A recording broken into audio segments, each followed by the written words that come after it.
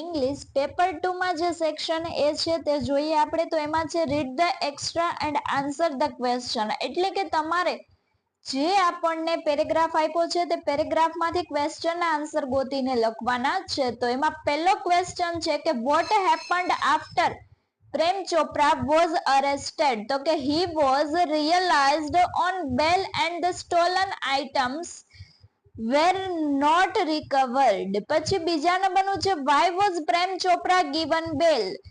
તો કે he denied the charges and claimed someone tampered with the programme.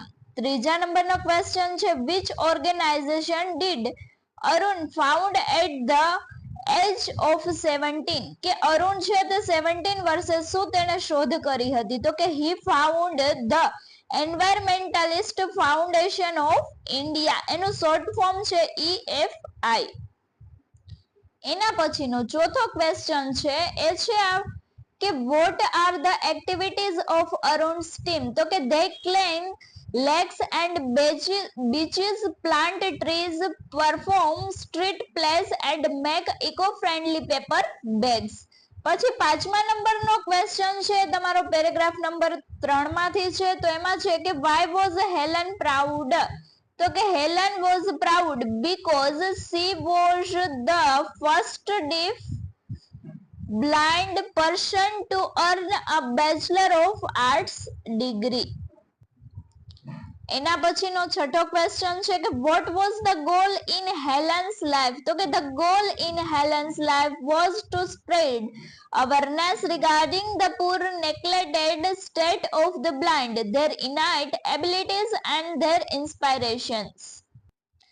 એના પછીનો પેરેગ્રાફ છે એમાં સાતમો ક્વેશ્ચન છે how does the hornbill get its name. તો કે the hornbill's beak or bill has an extra portion like a horn and so it is called hornbill. એના પછીનો આઠમો છે why is the hornbill called વહુગેલો. તેને વહુગેલો શા માટે કહેતા હતા. તો વિદ્યાર્થી મિત્રો આ ક્વેશ્ચન તમને બધાને આવડી જશે. તો તમે બધા જાતે આ ક્વેશ્ચન ગોતીને મને કોમેન્ટ કરીને જણાવજો કે આ ક્વેશ્ચન નો આન્સર શું આવે છે.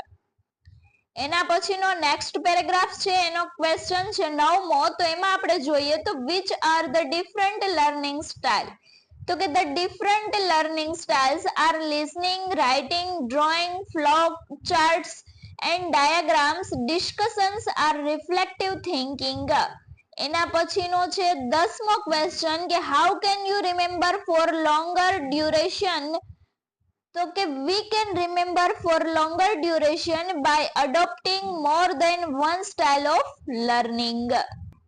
એના પછી વિદ્યાર્થી મિત્રો 11મો ક્વેશ્ચન છે એમાં તમને કીધું છે કે writes any one of the following short note. તો કે આમાં તમારે ગમે તે તમને બે શોર્ટ નોટ આપેલી હશે એમાંથી તમને જે આવડે તે એક શોર્ટ નોટ તમને એમાં મુદ્દા ભી આપેલા હશે. મુદ્દા આધારિત તમારે શોર્ટ નોટ બનાવવાની છે. તેમાં પહેલી તમને શોર્ટ નોટ કીધી છે પાયરોટેકનિક્સ. તો એની શોર્ટ નોટ્સ આ પ્રમાણે થશે. બીજા નંબરની શોર્ટ નોટ્સ છે જે અથવામાં છે એ છે કચ્છ. તો કચ્છ એન્ડ દેવયાનીનું જે છે એની શોર્ટ નોટ્સ છે આ. તો એની શોર્ટ નોટ તમને આ પ્રમાણે હશે. પછી એના પછીનું છે ટ્રુ ફોલ્સ. તો એમાં તમને કીધું છે કે the government funded 21 lakh rupees to build the railway station. તો આ ટ્રુ છે કે ફોલ્સ. તો કે ફોલ્સ છે, ખોટું છે. શું કામ? કારણ કે ગવર્મેન્ટે 21 લાખ રૂપિયો નહોતો દીધો. ગામના લોકોએ ભેગા કરીને 21 લાખ રૂપિયો ભેગા કરીને રેલવે સ્ટેશન બનાવેલું હતું. એના પછીનો 13મો ક્વેશ્ચન છે કે the mother's part should be movable and replaceable. તો કે ટ્રુ આવશે એમાં. પછી 14મું છે the second stage of Helen's learning was based on the sense to touch. તો એમાં પણ ટ્રુ આવશે. એના પછીનું 15મું અને સેક્શન એનો લાસ્ટ ક્વેશ્ચન કે Blanford believed that he loved Mainal but she did not love him. તો આ વાક્ય ફોલ્સ આવશે. શું કામ? કારણ કે તે તો તેને હંમેશા પ્રેમ કરતો હતો. પણ આ વાક્યમાં તમને શું કીધું છે કે તે એમને પ્રેમ કરતો જ નહોતો. તેથી આ વાક્ય કેવું થશે? ફોલ્સ.